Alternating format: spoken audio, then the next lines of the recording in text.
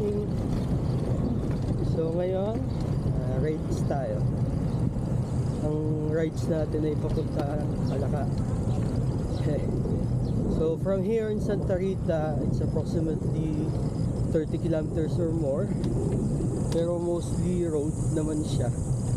And base sa mga experiences ko sa pagbiyahe through motorcycle and four wheels, mukhang naman dito 1 kilometers away from home.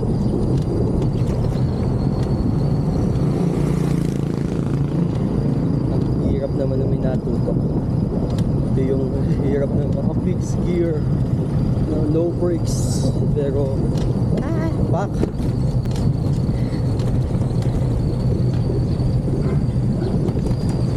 Good day. So yan, part na to, San Pascual na ako. Dapat talaga originally yung video na to ay gagawin ko yung magsasalita ako habang nagbi-video. But it turns out habang nag-edit ako, bad news, hindi maintindihan dahil ng with noise, tapos yung mga tricycle na dumadaan, mga something like that. So ito, no choice tayo kundi voice over kaysa pa-cancel yung aking mga or di kaya hindi mapa-upload yung mga pinagagawa ko dito.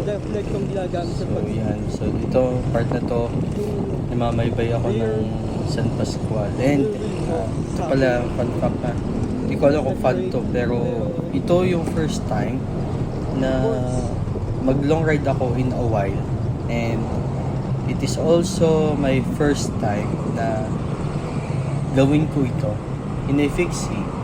So yan, although nakakapag-rides ako ng 100 kilometers before, even more, pero ito lang yung time na nagawa ko siya in a fixie. Yeah, just to feel, and di ko alam kung bit nahilig ako sa fixie. Basta dumating na lang yung pace na ganito. Pero ito tayo, masaya naman ako dito sa fixie na to and sa experience so far. So dito sa part na to naman, Bawan tayo. Yan, palengke ng Bawan to. At yung daan sa Bawan is very, compared no high school ako, ang ganda ngayon. Sobrang kutos sa pamunan ng Bawan. So ito, binabaybay ko yung aming alma mater, ang Bawan High School. A lot of memories there. Yan, so naligaw tayo dito. So, maganda naman, maganda sa Bawan. Hanggang dito, ang ganda ng daan. And then, yan. So anyway, balik sa usapang fix. Ay, so, dito ko na-realize kung gaano ka-scary yung fixie. At isa sa mga kamalian ko siguro ang fixie, another fun fact, yung first time kong mag-fixie ng long ride, tapos ginamit ko to in SPD glitch pedal, and sobrang nakakatakot kasi during may times ng pag-jack ng naka-fixie, ilang beses siyang nag-flip out, and most of the time yung palusong. So talagang tulad nito, ito yung pababa ng Pandayan papunta dun sa tawag ito, Manghinaw bago umahon papunta sa Alitagtag, papunta sa Buli Alitagtag. So yun, ilang beses nag-clip out yung pedal ko dito. So dapat yun palang lesson na nag-clip out ang pedal ko. Pero ginawa ko naman ng paraan na higpitan, pero hindi talaga gumali.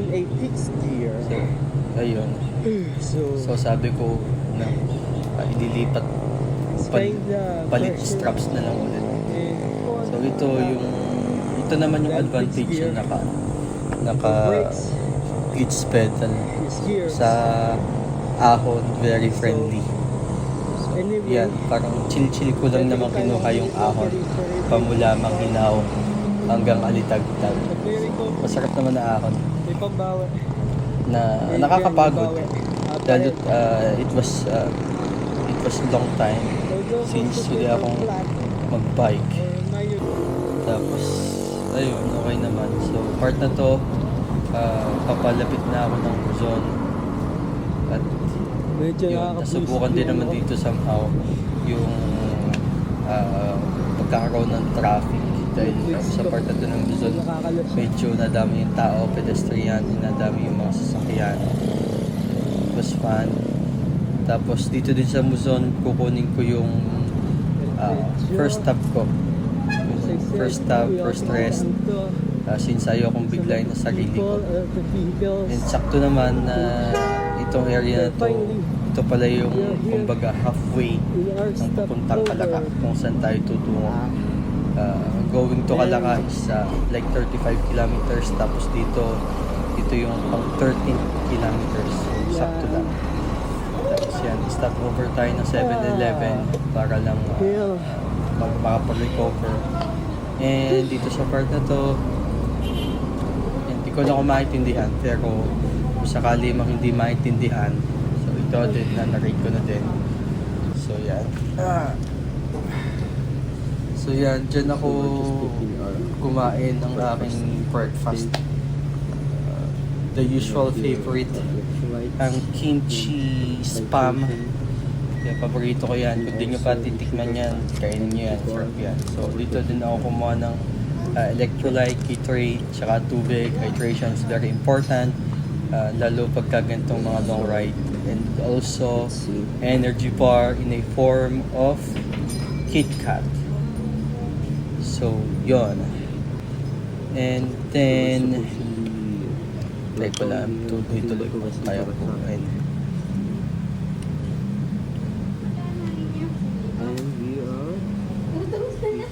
Dito sa part na to dapat ano.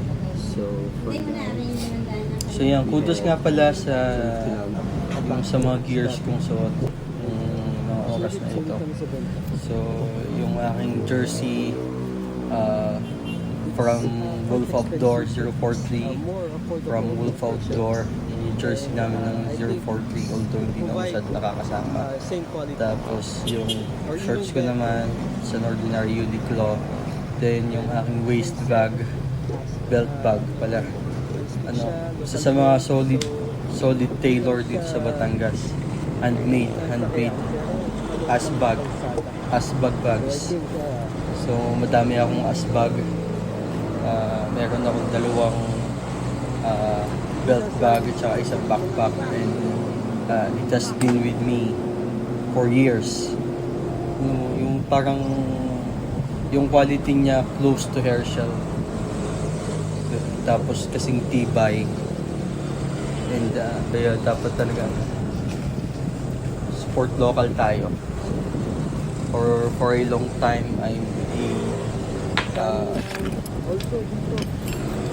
avid fan ako ng mga locally made products katulad nito ng mga asbag na yun, asbag, Wolf Outdoor, and yung mga worthy talaga na local products. So itong part na to talaga sobrang nakakatakot. So pamula Luzon, pababa na hanggang Taal, puro lusong pala yan.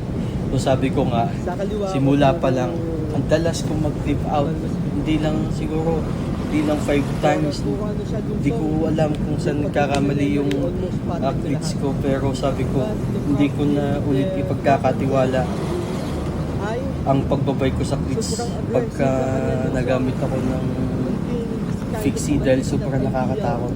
Lalo pagka nag-flip out, because if you don't know, sa hindi familiar sa fixie, fixie rely on pedal, on acceleration and deceleration, then wala ka siyang preno. So importante makapag-skid ka and resist pedaling, pero pagka nawala yung connection mo sa paa, sa pedal mo, napakahirap ihulihin yun sa yun, tapos napakahirap magmabagal, hindi ka talaga makakapreno. So part talagang yan, medyo napadasal ako ng time din na walang biglang mag-cut or walang biglang tumawid. So ito yung part na to medyo patag na dahil nakababa na yung halang. So all the way from here to Pansipit kung saan tumigil ako para mag-sightseeing ng kaunti. From Pansipit to Calaca, medyo malapit-lapit na, puro patag na siya. So it was never really an issue. Ayun, so tumigil lang ako sa Pansipit to mag-sightseeing ng konti. Ayan, tapos konting picture taking using Charmera, and ayun, mga naka-upload na mga naka-story na if you're following me on my socials. Di naman sa part na to, ito na yung Lemery going to Sinisian and Mahayahay. So dito sa right side corner, kung hindi ako nagkakamali, ito yung isa sa mga tourist spot dito sa Lemery. So madami dito mga couples na pumupunta para mamasyal siguro, magbanding. Madami daw diyang rides. Kaya pala mga pumapasok paglabas, pagod na pagod. So yan, from here, very lapit na. So yan, stop over lang ulit ako ng Sinisian 7-Eleven para mag-hydrate ng konti. Tapos diretso na ulit. Tapos ito na yung part ng Casa Corazon. And yun, nakakatuwa dahil pag nasa Casa Corazon ka na, malapit ka sa destination mo. Nagbike ako way back late 2013, 2014. Doon ako nagsimulang mahumaling sa bike. So nagsimula ako sa SGM Shimano. So kahit na 2014 pa ako nagsimulang magbike, and taga-Calaca yung sa mga family ko.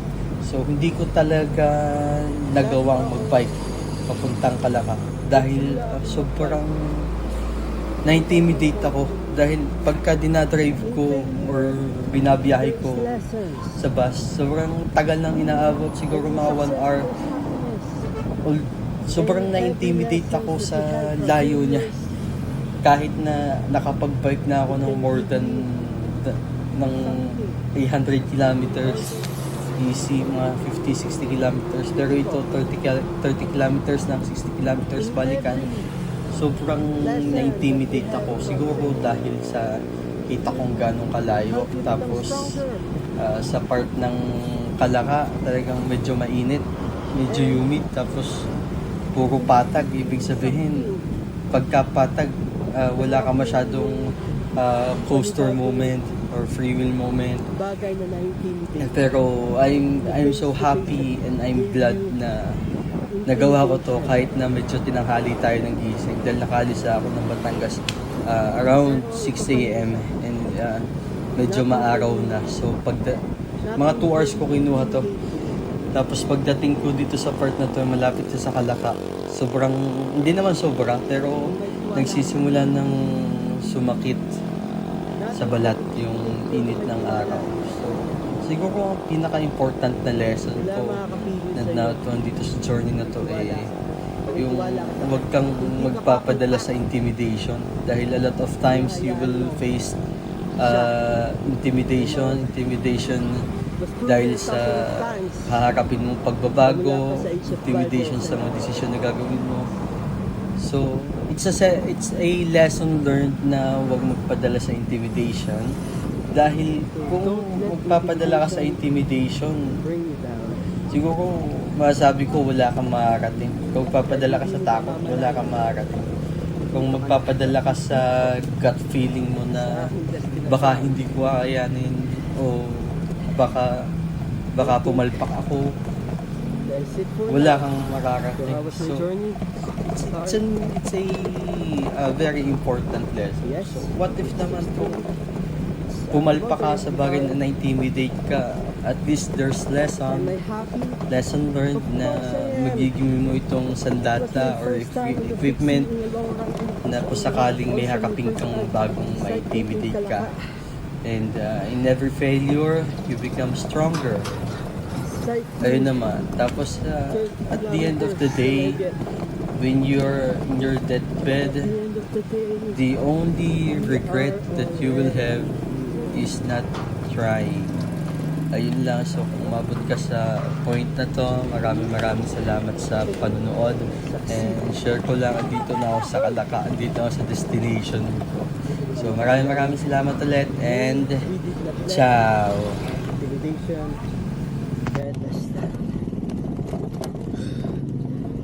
So anyway,